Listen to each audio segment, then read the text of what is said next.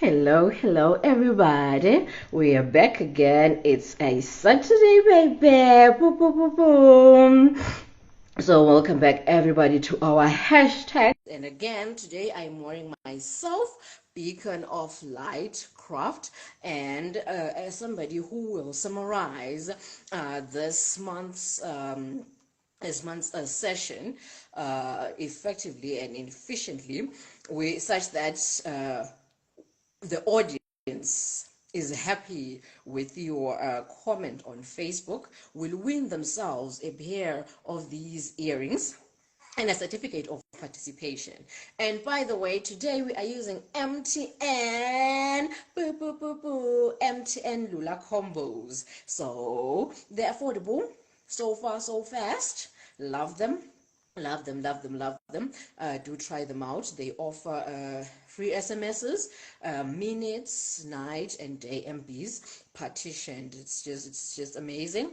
So yeah, today we're using MTN.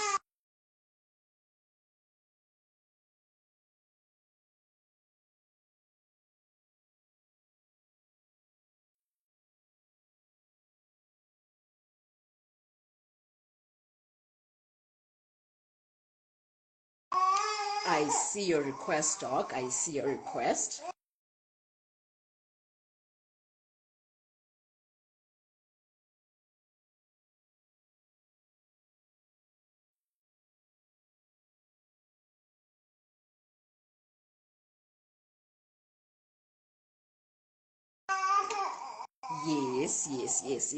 Yes. I'm advertising my earrings.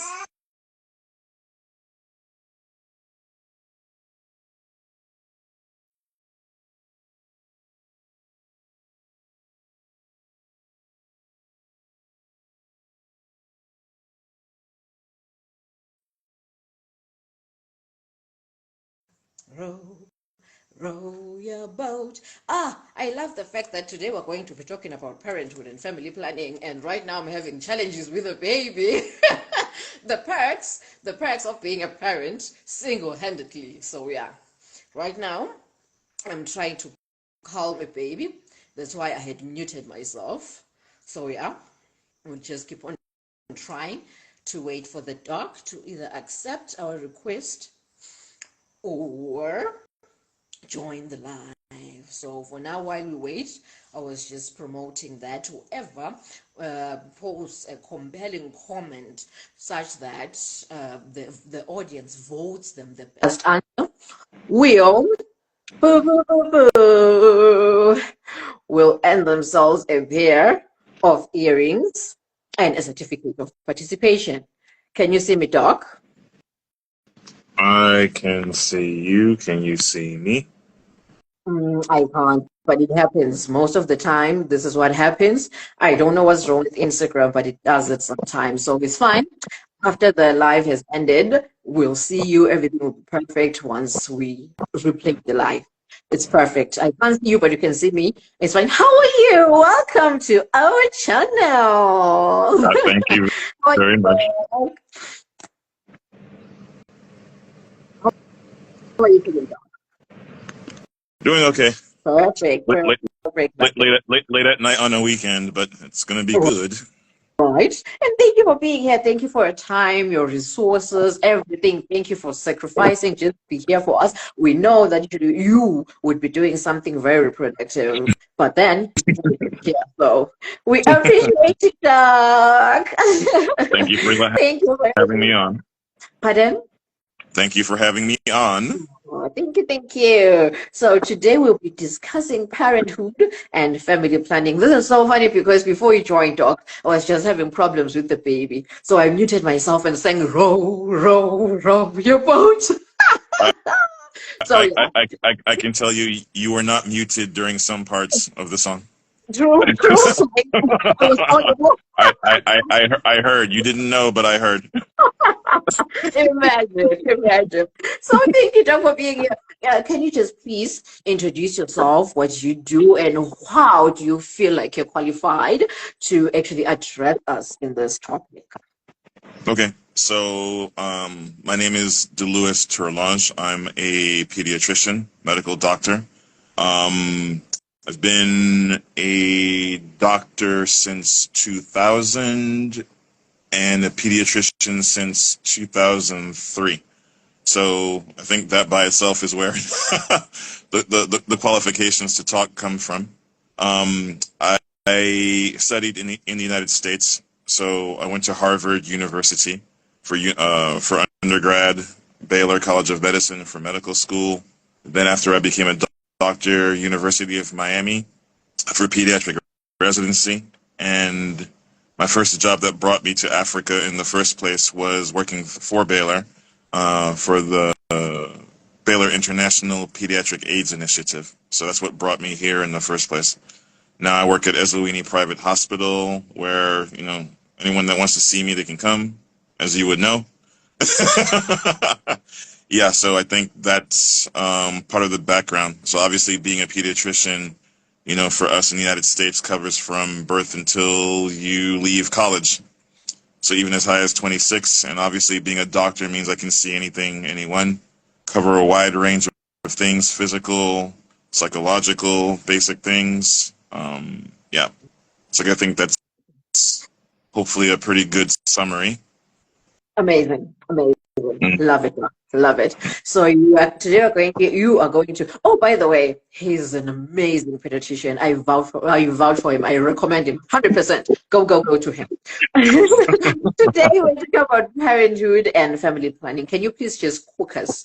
I will just be quiet. I'll be quiet as a church mouse while you cook us. Then at the end, I'll ask a few questions and maybe let the audience ask a few questions too. So go ahead, cook us. We are yours. Cook us. Okay, let me put on my apron then. So, with the issue of parenting, it's actually a bit I wouldn't say ironic. It's actually timely that you're having this topic, because this is something that I feel is a very important thing. I spend a lot of time every week with most of the patients that I talk to, having to navigate that idea of parenthood, what it means. Even today, I was doing antenatal classes for future parents Oh. and getting their minds around like the babies and, you know, like the infants and things. So I think like the most important thing, even if I forget anything, even if everyone forgets everything that I say, is that remembering that parenthood, like most things, like during this month, yesterday was Valentine's Day. It's a day that people zero in and focus more on love. Not that love can't be seen other days, but it's targeted and advertised as, you know, a love day. But parenthood, the foundation for parenthood, no matter what people think, ultimately revolves around love. All right? So even when you think about how children come to be, from how man, woman come together, mother, father come together to produce the child, that's also founded on love. And, you know, depending on your religious background, that also comes from God as well. So I see everything as being sort of uniform, unified, linking in that way. And so as such, it's important to remember that when you're parenting from the perspective of love. All right. Now, it's true, a lot of times people feel as if parenting is so difficult. Is there some kind of manual or instruction book that you can have that will guide you? Is there a way that you can download something on your phone or your computer to help guide you? It's not as simple as that, but it is simpler than people think. Okay?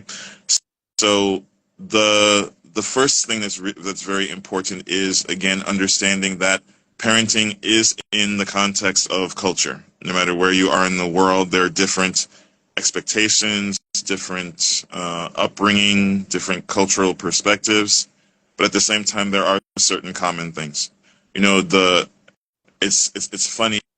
My being a pediatrician from the United States, sometimes when I'm here, I will either see it in the body language or hear about it later, where especially some of the grandparents will hear what the parents will tell them that I said, and they said, huh, that's an American.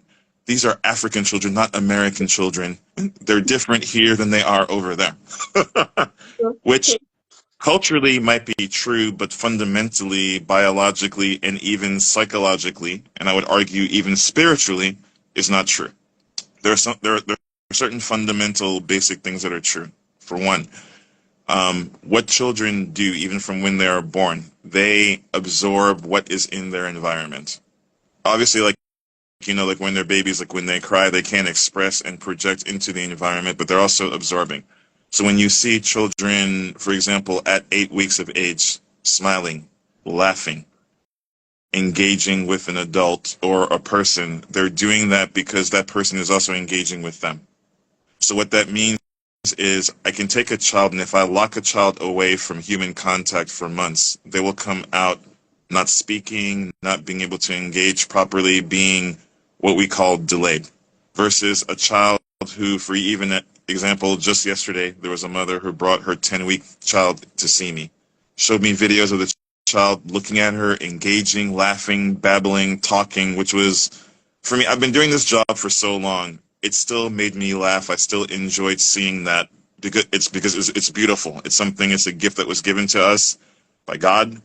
It's shared with us, and it's something that should continue to be shared. And so seeing that, and I actually gave the mother a high five saying, you and dad and family, well done, because you guys already are setting the tone for this child to be successful in life, for this child to achieve milestones even earlier than quote-unquote average, because of the attention that you're paying. You're not using the phone with the child, not using the computer, you're engaging, right? So the number one thing when you operate from love, as you've spoken about even with your previous talks, even your talk yesterday, the talk last week, requires engagement, person-to-person engagement. And it's the same thing with kids, right? They want attention, they want love just like everyone else. They are motivated by that. And when you understand that, and model that for them, showing it to them at all times, then the parenting becomes easy. I tell people the way your child is, even when people want to say, oh, this child is naughty, I tell them a disciplined child usually comes from disciplined parenting, but not just mother and father, anyone that serves in a parenting role, whether it's nanny, grandparents, teachers, cousins, all these people. Because the children will watch, they will observe, they will see what gets them attention and what does not get them attention. So what that means then is being a parent, part of what makes it easy or not is where we are in our minds and in our hearts to a certain degree. Do we feel like we are happy? Do we feel like we are stable? Are we even confident enough in our ability to be a parent?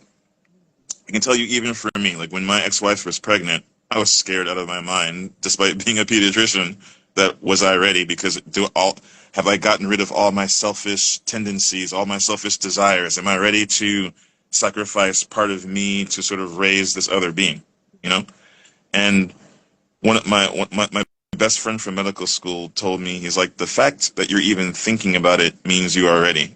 There are some people who don't even think about it. Being aware of it means it's on your radar, you can concentrate on it, and then do something about that. So I consider that sort of part of what is essential for parenting. Being aware, being able to realize that you don't need to sacrifice all of you, but you need to be inclusive of these other people for the broader picture, for the broader love, so to speak, of the family. We've had practice with it. We are children as well. We are friends. We are, husbands, partners, employees, bosses. So there is some basic understanding of relationships. Now it's just catering it to, in this particular case, this is a relationship where I am here to advise, to grow, to comfort, to be an example, to be a role model for this person, this young person, to be the best young person, to be the best teenager, to be the best youth, to be the best adult. That's the primary purpose of our legacy as parents. Okay? So fundamentally, if we keep in mind, you know what? I just need to know and pay attention to growing this person as best as possible. So what does that mean? That means growing them developmentally, with the understanding that children, the first 1,000 days of life, according to this idea of early childhood development, it's the first 1,000 days of life where their brains are the most dynamic, where they learn the most, like where they absorb like a sponge. That means their best potential, their highest potential of learning actually happens before they even enter preschool. So that means the most important teachers happen to be the parents, mom, dad, grandparent, whoever it might be. And people forget that. And there's a shock to the system when you think about that, because you think, wait a minute, my maternity leave or paternity leave was a week. Maternity leave was, 6 weeks to 3 months.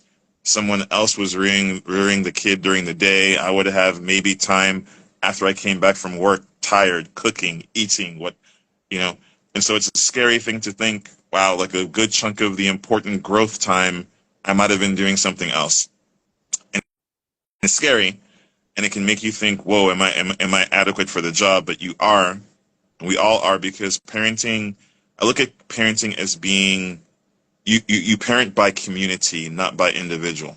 It's all the people who are involved. Obviously, again, the core being mother and father, and then every other friend, family member that plays a part as well. So, focusing on the development in terms of physical, obviously making sure that they're eating properly, healthy diet, making sure that they're eating the right amount of vegetables and fruits. Notice I'm saying and, not or. Vegetables and fruits and proteins and starches. Being healthy even in terms of what they're drinking, not giving excessive amounts of milk, making sure they're getting more water, right? Minimizing juice, sweets, these things that might harm them, even in a way that you can't see, but long term, it can cause a problem. Making sure that they're getting adequate enough sleep, right? So, for example, growth and healing happens when we sleep. When you are awake, not sleeping, you're limiting your growth. In fact, there's a hormone, growth hormone, that's mainly released during sleep. So I even tell the kids and I tell the parents, if you want your child, my little son, my little daughter, want to be grown, you need to sleep as much as possible to give your body a chance to build and to heal. Same thing when you're sick. Exercising, being active, right? So I love using phones. My phone, like I'll watch news, watch videos, play games, get information. However, human beings weren't meant to be using phones. Human beings were meant to be interacting with human beings. It's especially important for the young ones. And so when a lot of the kids are spending time watching a lot of screens, TV, etc., oh, they're crying, let's give them our phone to calm them down. It's not good, because ultimately human beings, whether you are born alone, twin, triplets, you're social. That's the way we are. We are at our best being social. If we're denied social opportunities, we limit what we are as human beings. And so as parents, that means if we're raising a little human being, you've got to raise them to be in a social, in a proper way. Now, being social also entails and encompasses teaching the child how to be a good, loving individual as well. So yes, they are part of a group, they're part of a family, a church, a community, a school, but they're also individuals. They shouldn't be lost within that. What you'll see happening in some cases is that sometimes, for example, when we have our child and we compare them against another child, why is that child able to do X, Y, and Z when my child isn't? I usually tell people, even your children, your daughter and your son, daughters or your sons, they're not going to be the same in terms of their growth. They're different personalities, different experiences, different birth dates, different times means different things. And so we have to learn to adapt to allow them to be able to integrate those things, right? So the other thing that's important as well is understanding in time that just like we develop skills in time, we had to develop a lot of skills as kids, and it didn't happen on our own. We had interactions with the adults, other children, etc. So being able to understand those things and to nurture the child within that context is important. Now, someone watching this might think, how am I going to be able to know all these things by myself? You're not by yourself. You've got parents, you've got cousins, grandparents, aunties, uncles, you've got pediatricians who our job is to understand those things and to help you guide those things, understanding what to do to help the child to be grown properly as the best human being that they can be, right? So it's a very, very important thing. When in doubt, check it out. not necessarily on the internet, but with a doctor who knows that can support you. Okay. Um, Now, earlier I mentioned the thing about how do you navigate life being an adult, like where you have to work, you have to pay bills, you're concerned about your family members, like, your parents, your cousins, your kids. It requires organization and teamwork. Mother and a father, classically, there one of the problems in time has been this idea that women and mothers do this part and men are supposed to do this part. In this day and age, it's not really a thing anymore, because you'll see some women having to go to work, some men having to be at home taking care of the kids, swapping, being fluid, right? And so what happens is, if the mother's going this way, father's going this way, and they never meet, that gap in the middle is where some of the problems and the difficulties in parenting can happen. Child will be with mother, mother's doing this stuff here, then sometimes dad is doing this, they're different. The child gets confused. The child's looking for consistency. And so that also means even communication amongst us as adults, as parents, is very, very important. Being on the same page, making sure that we are agreeing as mother and father, and then also making sure that the nannies, the grandparents, everyone else also agrees, this is how we're going to raise this child in the way that we would like for this child to be the best child that they can be. I mean, really, in all honesty, like using those things as the foundation, when you focus on that, makes everything easy. I even tell parents, if you're having difficulty navigating how to handle the child, be as practical as sit down with your partner, with the spouse, with the other parent, write up a contract. Say, this is how the expectations that we have on what the child is supposed to do. Washing dishes, chores, etc., whatever. Make sure if you have to type it out, print it, whatever, do it, sign it. Because then you're saying, we are both committing that we're going to have these expectations and responsibilities. We can have another contract saying, if things are going well, these are the good things that we will do to enjoy time together as a family. You can have another contract. If the child is being naughty, these are the things that we will do in order, according to a certain way, to discipline the child. Giving them a warning, time out, taking, toys, games away for a day or whatever. As long as you're in agreement and there's a structure, when we as the parents are agreeing and understand what we're doing, we no more are confused. We are not all over the place like, oh, what am I going to do in this situation? Wow, I don't. You've already done it from before. And if you're good enough, even the child will know, oh, you know what? You guys did say, if I was naughty and you already gave me a warning, you're taking the TV away for 2 days. It was my fault because I was naughty. I'm going to lose it for 2 days. After 2 days, I can get it back if I'm good. The child knows what's going to happen. They're not confused. They're not distressed. The parents can smile knowing, yep, we stuck to our guns. We stuck to our contract. No confusion. And then you will see that child will grow up to be not even just a responsible adult, a responsible child that even some adults can look up to and applaud you as the parent for doing those things. I've seen it happen so many times, and it's beautiful to see. The whole Shia hitting things. My child is 19 years. She's turning 19 next Friday. I've never laid a hand on her, and she's like one of the best, well-developed children I can ever meet, because the things that I'm sharing with you is what I've done, not just because I learned it as a pediatrician, practically applied. See it all the time. Yeah. So I think that's sort of the big thing. Like I said, parenting is so complex. There are so many nuances, so many differences. I'm speaking in terms of children who, for example, do not have any obvious disabilities or intellectual issues or, physical or medical things that cause issues. When you have kids that might have some type of intellectual disability, for example, if they have autism or some intellectual challenge or behavioral challenge like ADHD, there are subtle things that have to be adjusted, but the core of it, the foundation of it, are the things that I've just shared, for the past few minutes. Yeah.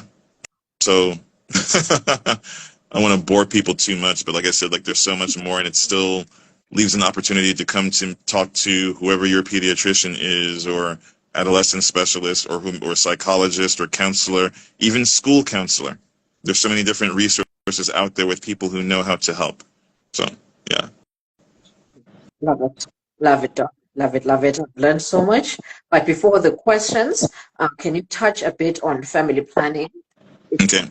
Family planning. So, family planning, very, I spent a lot of time talking about that this week as well, jokingly. So, and it's, people think, why would a pediatrician talk about family planning? Wouldn't he want to have as many babies, which are patients for him, as possible?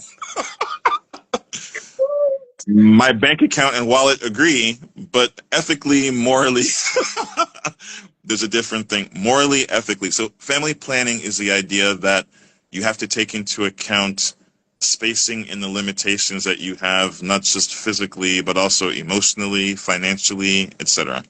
So part of family planning involves multiple layers. One, it's literally what is the plan for your family? For example, how many children do you want to have? How do you compare that against the reality of what's going on? Family planning in the case of, for example, for the health of a mother who has been pregnant is very, very important. A lot of people don't there's this romantic notion of, I want to have, as many kids as possible, big family, because my mother and father or my granny, they did it too, without realizing that every time a woman gets pregnant, it puts a bit of pressure on the womb. So if you get pregnant too soon, the womb that next time might not be as strong to sustain the pregnancy as it should, whether it's a natural birth or even a cesarean section. Even especially with a cesarean section, if you get pregnant too soon, there's an increased chance of the site where they did the incision or the cut, it may not have healed fully, and therefore the wound can open again, complicating the pregnancy. So one of the things that we, even for me, especially me as a pediatrician, even when they bring the babies in to see me after they're born, after 7 days, after 6 weeks, I said, did you go back to the OB to discuss and implement the family planning options that you guys agreed on? It's very important not to get pregnant too soon. Ideally, 3 years in between. You can even get away with 2.5 years. Sooner than that, especially with a C-section, risking issues. So now, when you look at family planning, what does that look like? So like I said, for one, there's the literal planning aspect, thinking what is realistic in our context, right? Number two, what kind of interventions can be done depending upon what your goals are. Now, obviously, if someone is done having kids, some of the family planning options would be either someone's tubes being tied, whether it's the woman's tubes being tied or the man's tubes being tied. Now, a lot of people don't realize that actually the man having what we call the vasectomy, our tubes being tied, it's actually really easy. You can literally go in the morning and be gone before lunch. It's that easy, and it's actually easier physically on us than the women's tubes being tied, because there's easier access to our tubes through the scrotum compared to, a surgical procedure to tie the tubes for the woman. So even like the healing is faster and better for the men, right? And on an emotional level, I've seen a lot of women are so much more in love with the man who ties his own tubes, because that means he's willing, as we say in America, to put skin into the game. So it's there's even an emotional aspect to it as well. So tying tubes if you know you are done. Besides that, if you know that you are not done, but then you want to sort of be able to space out and control birth control, essentially, there are multiple different options. Some of that involve hormones, where you take a tablet, or you might have like a patch on your skin, or you might have something. Sorry, Doc. Sorry, Doc. It's raining here. Isn't it disturbing you? Well, I mean, I'm fine here. I did hear the rain, but when you muted, I didn't hear, so it's fine. Yeah. So so the hormones. So you can there are pills, contraceptive pills, hormonal tablets. You have patches, almost like a plaster that you put on the skin that has the hormones in them to be released. You have injections that you can use also to help control whether you have the possibility of pregnancy or not. There are also these things that are actually, these have been shown to be the most effective devices that are inserted, either a rod that you can put underneath the skin, very, very easily done. It's a quick procedure, in and out, outpatient, where they put in what they call an implantable rod that has some of the hormones released that then go into the blood to help control the hormones. There are devices that can be put into the uterus, again, some that have hormones in them that they call them intrauterine systems, IUS, or you can have an IUD, intrauterine device, which has no hormones, but it'll have something like copper that creates some inflammation that makes it harder for an egg or the sperm to travel to do what they're going to do. So there are multiple options. What can be used or not used is very individualized. It depends on the specific health condition of the mother who is using them. So depending on your hormone situations, do you have a higher chance of having clotting, heart disease, these things, or even certain cancers.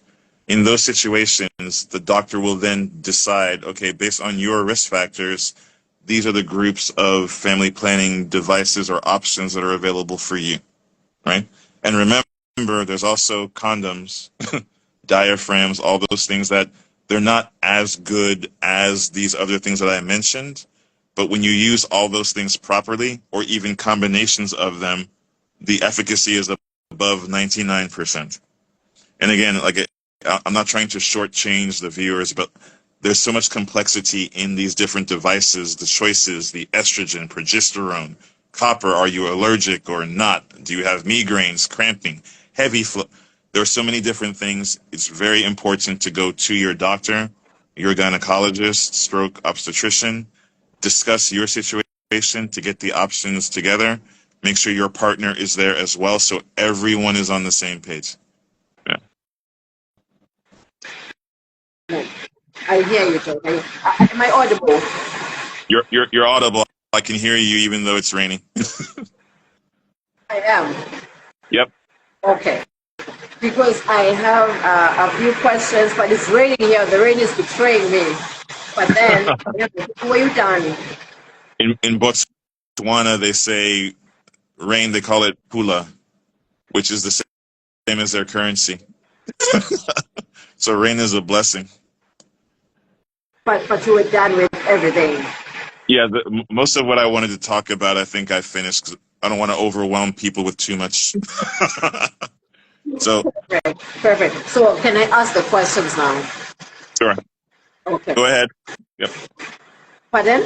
Go ahead. Should I ask every question, or we ask them one by one? One by one. Perfect. Okay, the first one is, how do I know that I'm ready for a family? What are the telltales, the signs that, okay, now we are ready? Besides the awareness of the fact that, okay, I'm questioning this, which means I'm ready. But what really are the signs that, okay, now I'm ready? So a lot of the readiness, obviously there are multiple parts to it. So emotionally, do you feel like you're ready? For example, like how many question marks do you have in your heart, so to speak?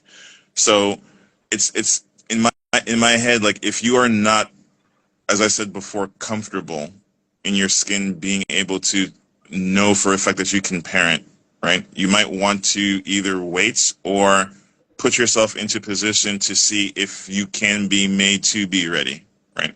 So a perfect example is actually the antenatal classes that I was talking about. So a lot of people think, oh, well, you know what?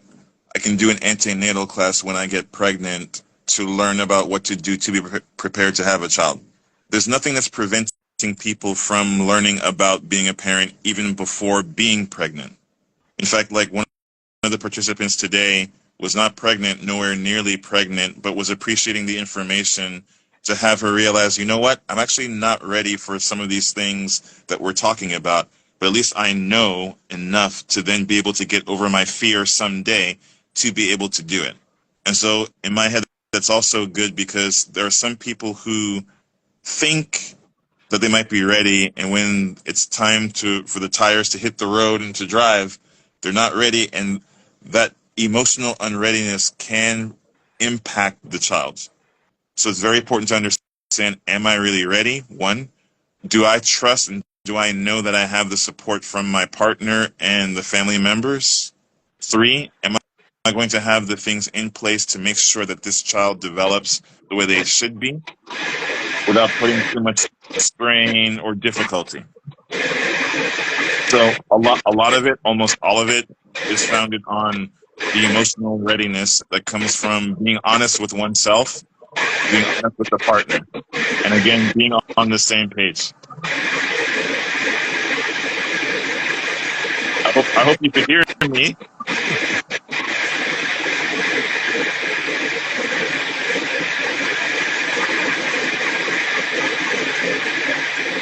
Wow, it's raining. Okay, so am I still audible, Doc?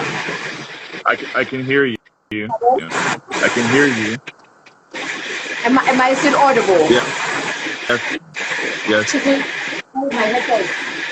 Can I have my two headphones? Can I have my two headphones?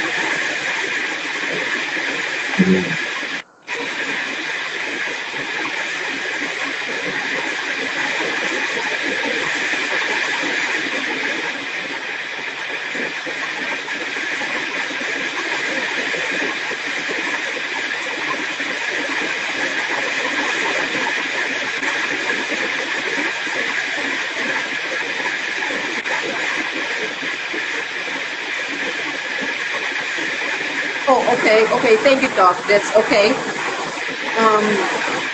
Now the question is, how do I draw the line between sacrificing myself, like pouring from an empty cup, and actually giving my child attention?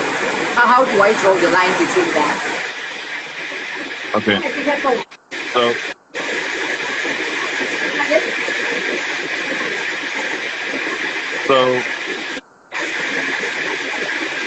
one of the things that's really important in understanding that, don't look at it as sacrificing yourself, right?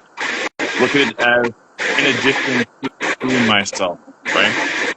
So I remember from the talk from last week, we were operating from the idea that when you're in a relationship, right, you don't want to look at it as somebody else is filling a gap with you. You're operating from being whole, right?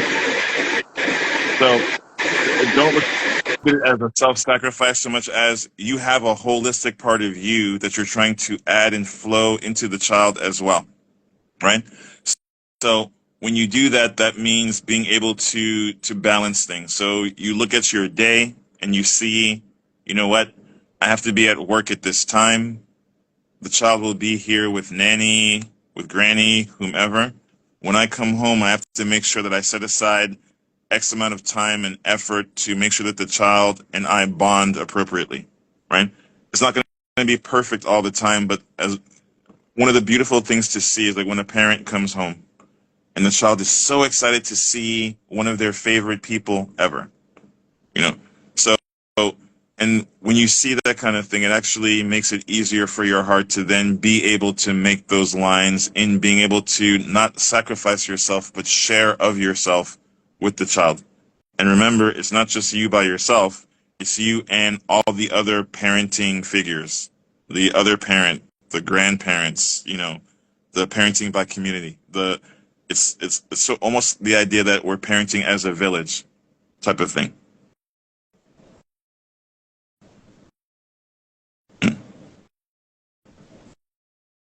I can see you talking, but I can't hear you. You might be muted. I have headphones now. Can you hear me? I can hear you, but the rain is making it harder to hear. I'm so sorry, Tom. But Okay. I'm saying I'm so sorry, Tom, but at least you're audible. Yeah. I heard you saying a baby should have less milk. Why is that? Say it again. I heard you saying a baby should have less milk and more water. Why is that? Okay, so now the rain is so loud I can't hear you. Say it one more time. Let me. I heard you saying that a Yeah. baby should have less milk and more water. Why is that? Well, not so much a baby, but as a child as they get older. So, for example, so the when a child hits, for example, 6 months of age, or roughly 6 months, when they start solid foods, right? That's part of when like the amount of milk taken in is going to start to, relative to their full diet in a day, start decreasing. A lot of people think milk is they put too much importance on milk to the point where they're sacrificing other important aspects of nutritional health. So, for example, this is an estimate. By the time a child is 1 year of age, the amount of dairy that it should take is roughly 480, maybe 500 mils, like total, to make sure that they allow the space for them to be having water, which at a year of age should be roughly the same amount as milk. So 480, 480. Making sure they're having the vegetables and the fruits and the proteins and the grains. The details of it are, person specific, obviously. So that's, again, when you go and talk to the doctor or the dietitian about what's happening. But there is an element of too much milk being given, especially after the age of 1. And milk, especially when it's cow's milk, it's foreign milk. It's not foreign to us as human beings.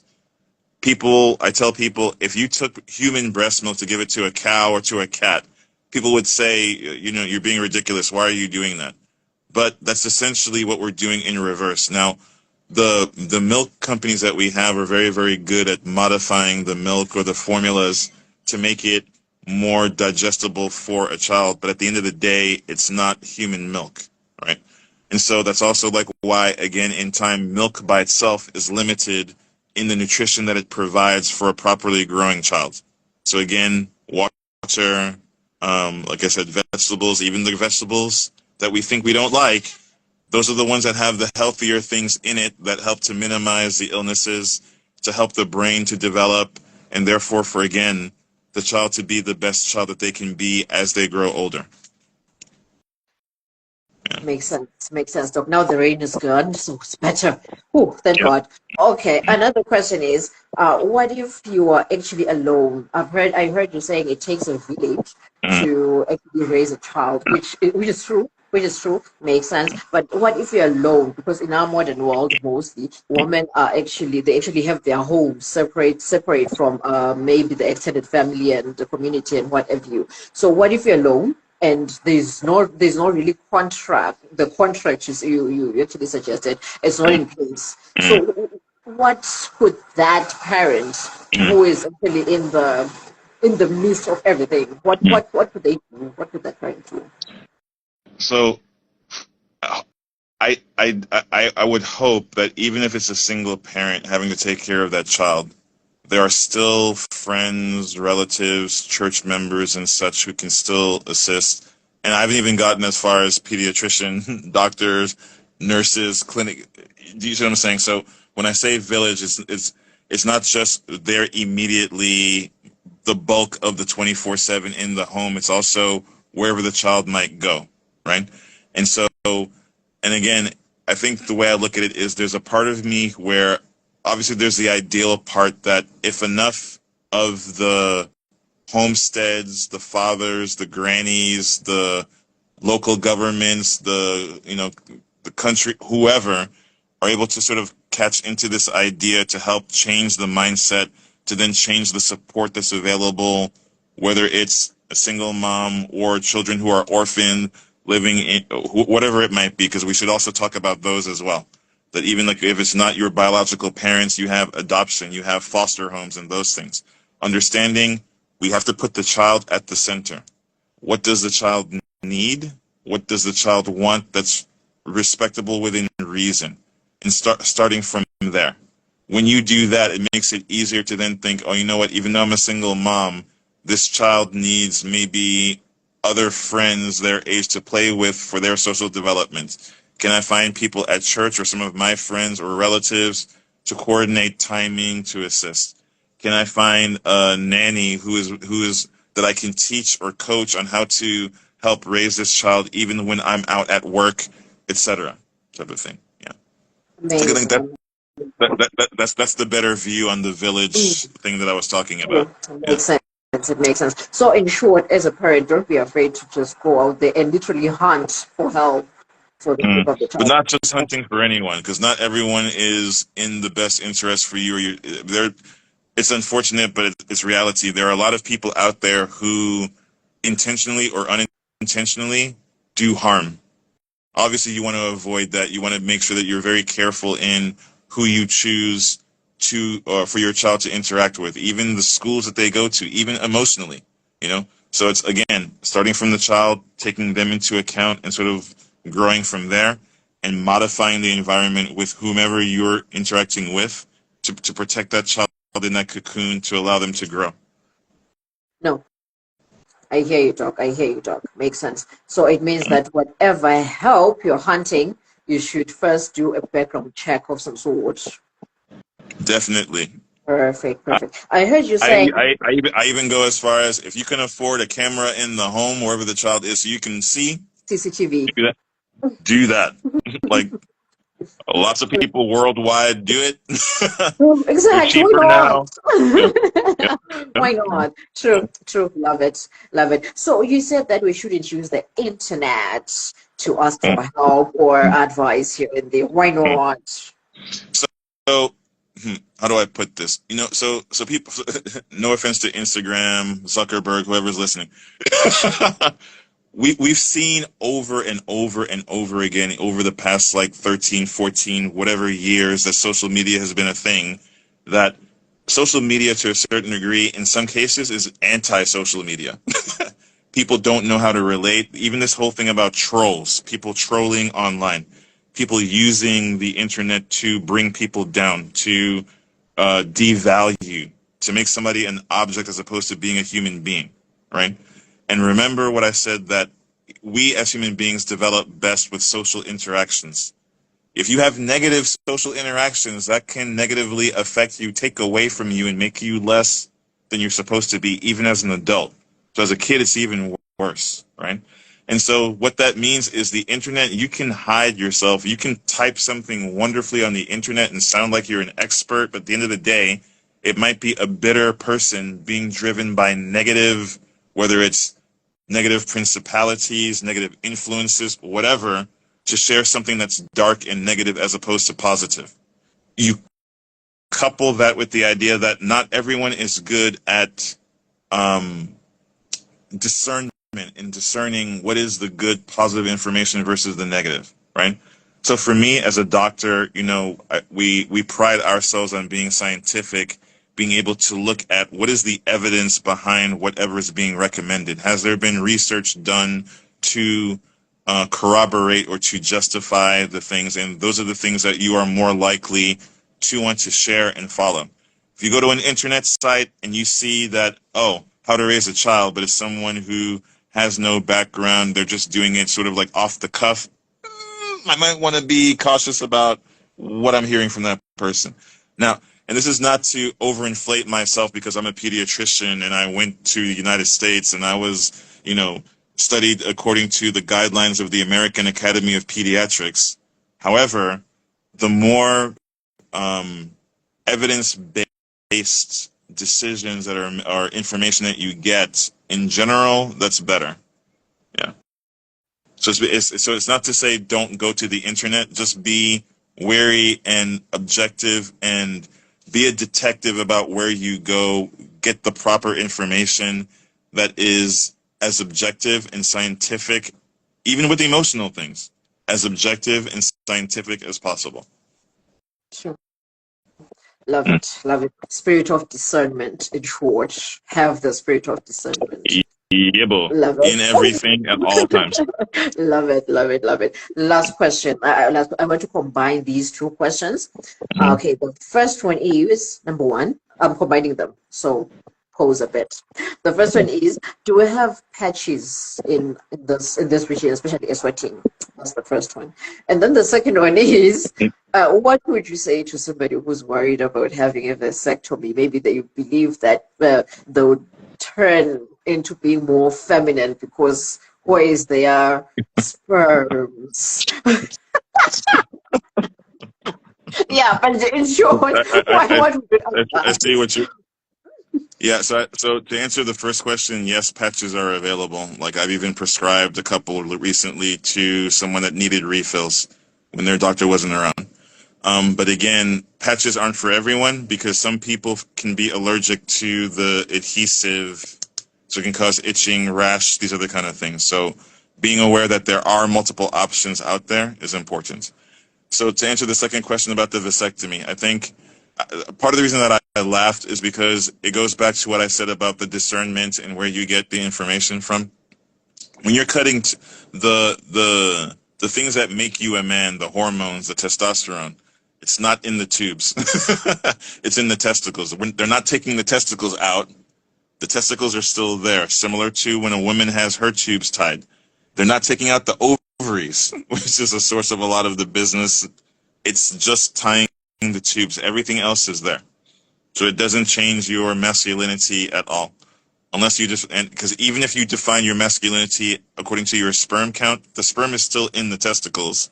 It's just that they're not going to travel up because you're blocking the tubes to keep them from coming out to prevent pregnancy.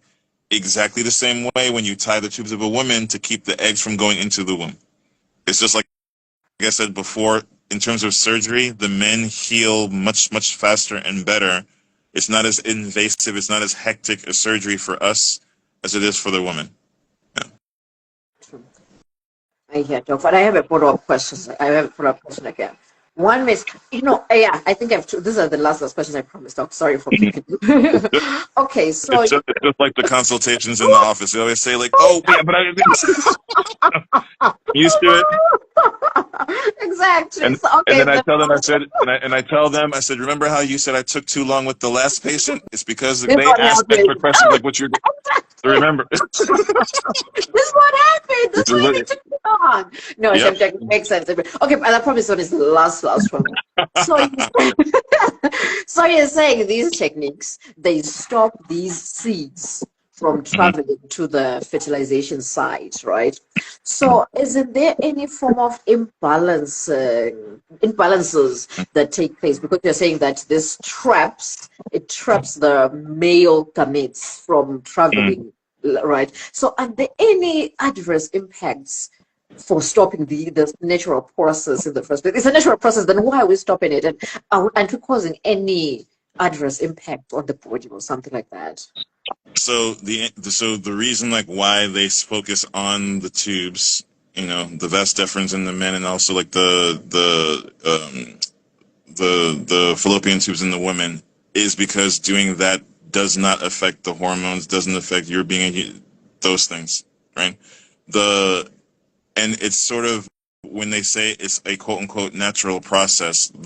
You're right, it's a natural process. However, sometimes if we give into the natural process too much because we're not thinking at the time, and now you have what we back when we say an oopsie, we weren't really ready for it, and remember what I said before about being mentally and emotionally prepared to be a parent. Unfortunately, in a lot of cases with the oopsies, I have seen, and even like when you did the talk about postpartum depression, right? A lot of the people, like when they're not able to cope with stresses properly, bad things can happen. Not everyone copes with stresses in a positive way. So when you have negative coping strategies, like what can happen with depression, these other kind of things, you know, it's sometimes difficult to come back from that, right? So that's why sort of doing the stuff from the beginning, understanding, hey, look, you know what? We really have had enough. I still love my woman.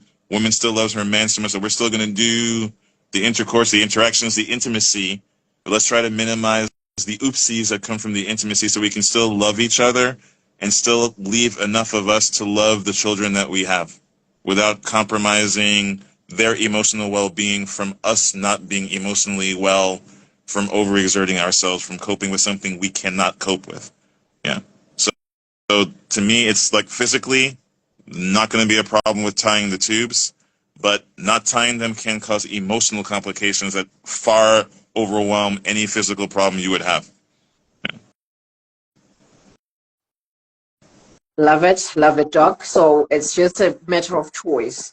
Either you're Mm. choosing natural disruption or an oopsie, and having an oopsie may lead to even more complications, postpartum depression, financial constraints, etc., etc. Right. So choose And wisely. right. And remember, like I said, there are so many different types of contraception. You know, you can do condoms and these other kind of things, and remembering that condoms and these other things are not as perfect and even or are not as reliable or consistently reliable, for example, as vasectomy or, you know, the sterilization surgery, tying the tubes for the women. So it's a matter of understanding, if you don't want to tie your tubes, but you do not want to have kids, then that means you have to be extra specially careful in how you think, how you plan, using the condoms, using them properly, you know, etc. And the hormonal control or the rings or the implants or the patches, those things. So like you said, it's a choice, understanding who you are, your discipline, and the effort that you put in into accomplishing what you decide with your partner that you're going to do. Love it, Doc. Love it. You've truly cooked us. We are not rare. We are not medium rare. We are Well, well cooked. well Thank done. you, Doc. That's what. Thank you, Doc. For me, for me, this is me. I'm out of your consultation room with very much pleasure. Happy, well cooked. I can't see any questions from our audience, so I think everybody is happy. Everybody is satisfied. I'm like, wow, Doc, blown away. Blown away. This was amazing. Thank you for being patient throughout the rain and all that. Amazing. Thank you, Doc. Even though I Well, can't see you, but I'm truly happy. This session was well, amazing. thank Thank you for you. And offering good me the night. opportunity. All right. Thank you. Thank Bye. you. Bye. Bye. Again, from us, goodbye. Earrings, beacon of light, MTN treated us with amazing hands, luxury performance, luxury speed, luxury efficiency, and all that. Thank you. Bye, everybody. Good night. Good night.